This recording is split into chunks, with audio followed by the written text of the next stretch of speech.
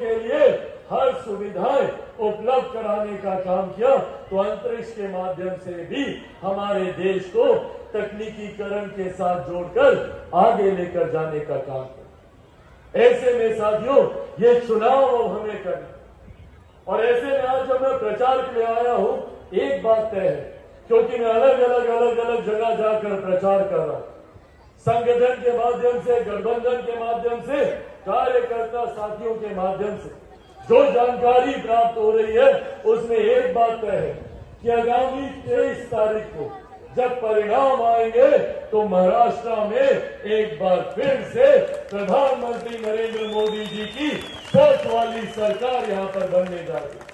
तो जब ये बात है कि यहां पर पुनः राज्य में हमारी सरकार बनने जा रही है, तो आपका विधायक ऐसा विधायक होना चाहिए जो मुख्यमंत्री के बगल में बैठकर आपकी समस्याओं का समाधान करे, जो प्रधानमंत्री के बगल में बैठकर आपके लिए बड़ी बड़ी परियोजनाएं लेकर, ना कि कोई ऐसा विधायक जो सिर्फ आप लोगों को बहाने देता है, सिर्फ ये बोलता रहे कि भैया सरकार मेरी नहीं है, मैं क्या करूं, मैं तो काम लेकर जाता हूं, काम नहीं है।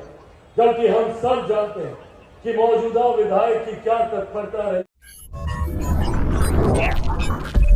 नमस्कार, आप देख रहे हैं ब्रेकिंग बिहार। पहली जो तस्वीर आपने देखी लोक जनशक्ति पार्टी के सुप्रीमो चिराग पासवान, केंद्रीय मंत्री चिराग पासवान की, यह तस्वीर बिहार की नहीं है, यह महाराष्ट्र की तस्वीर है। और चिराग पासवान की लोकप्रियता इसी से आप समझ सकते हैं कि महाराष्ट्र के भी चुनाव में जिस प्रकार से चिराग पासवान की मांग है, विगत दिनों की अगर आप तस्वीर उठाकर देखेंगे तो कई दफे ऐसा लगा कि चिराग पासवान का प्रधानमंत्री मोदी से, देश के गृह मंत्री अमित शाह से संबंध खराब है, चाहे वक्फ बोर्ड से लेकर के आरक्षण में जो SC/ST को लेकर के जो बातें आ रही थी, इन तमाम मामलों में लगा कि चिराग पासवान के साथ संबंध खराब है। लेकिन हमारा मानना है कि दिल्ली दरबार में अगर कोई सबसे ज्यादा गठबंधन का सहयोगी करीब है तो वह चिराग पासवान है। इससे भी आप समझ सकते हैं कि महाराष्ट्र में सहयोगी दल, बिहार के जितने भी सहयोगी दल हैं उनमें से किसी को वहां नहीं बुलाया गया, लेकिन बीजेपी ने स्पेशल चार्टर प्लेन से चिराग पासवान को उनकी पार्टी के युवा के राष्ट्रीय अध्यक्ष प्रणव पांडे को,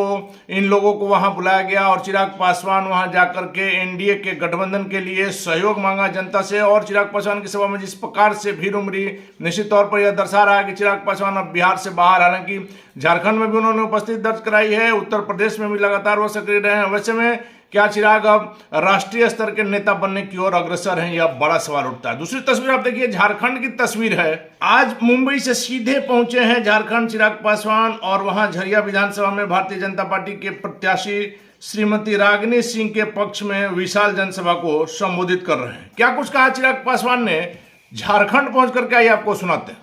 मैं चिराग पासवान आगे निकला हूँ।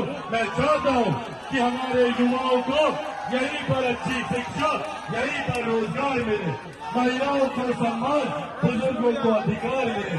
पर चिराग पासवान विकसित झारखंड का ये सपना अकेला पूरा नहीं कर सकता।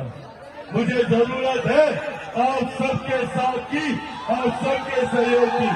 साथ दीजिएगा हमारी इन बातों को घर घर तक पहुंचाइएगा।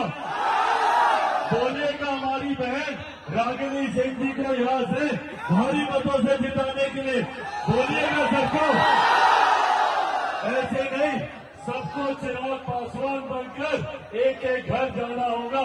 जाइएगा, दोनों हाथ उठाकर बताइए, बनेंगे चिराग पासवान, बनेंगे चिराग पासवान, बनेंगे चिराग पासवान।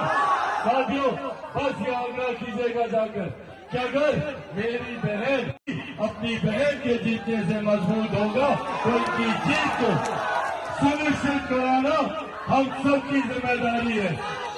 20 तारीख को वोट देने जाइएगा ना, अकेले जाइएगा, सबको लेकर जाना है।